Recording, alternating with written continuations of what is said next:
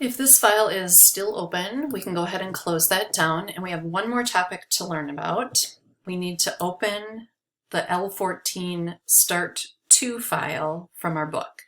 And we're going to be working with a concept called global edits. So there are going to be times when you create multiple copies of artwork and you use it across multiple artboards within a single document. If you need to make changes to an object everywhere it's used, you can use this global edit feature to edit all similar objects. So in this section, we are going to learn, we're going to open a new file with icons and we're going to make some global edits to it. So my computer is finally caught up. I want the start number 2 and going to click and say open. All right, so here are some icons that might be used over and over throughout a document on many different artboards. So we're going to do a file, save as, and we're just going to call it your first name and then icons. Ugh. So much fun. Let's try that again. Save as, Brenda, icons. All right. We're going to fit everything in our window. So we have these, whoops, that's not everything. We have 2 artboards. All right, with our selection tool, we're going to click the black circle behind the larger microphone. So as I'm hovering, I can see that it's this piece right here. There isn't one inside here. So click on the black circle behind the larger microphone. All right, if we needed to edit all of the circles found behind each of the icons, we can select them using several methods, including the select and then similar option up here, assuming they all share the same appearance attributes. So this stroke is, I don't know, 10 points, and so is this one, and so is this one, and so on.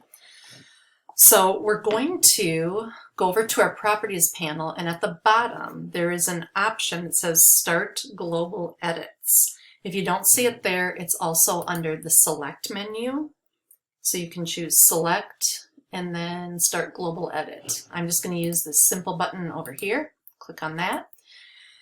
And once we did that, all of the circles in this case are selected and we can edit them. The object that we originally selected, this first one, has a red outline, a highlight, and similar objects have a blue highlight. So we can use these options over here in Global Edit to actually narrow down the objects, and that's what we're going to do next. So to the right of the Global Edit, there's a drop down. We're going to click on that, and it's going to ask us what else we want to do. So we want to match appearance. So anything that matches the appearance of this one is going to be selected. So we're seeing 3 things showing. And then we also want to select from this drop down the size. Now we only have 2 objects. You see how it's weeding it out? So this one and this one match by both appearance and size. Only the 2 circles are left. So if we were happy that this is what we wanted to do, if we were to come over here and in the properties panel, we change the stroke color. Oh shoot, I think I just botched that up. Let's do this again. Okay, if I come up to the stroke and I change it to be red, and then I say escape,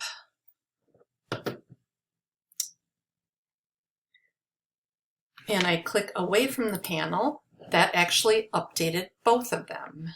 So if you had this icon being used on 20 different artboards in the same document, that's one way of this global edit option to find things that have similar appearance attributes or sizes. So it may come in handy someday. Just that's a good feature to know that it exists. So with nothing showing, we actually are done. If you want to save this, you can. If you don't, you can just close it. And that gets us through chapter 14, which actually means we have one more chapter next week. Sorry, we have chapter 15 next week. But we're almost done with the book.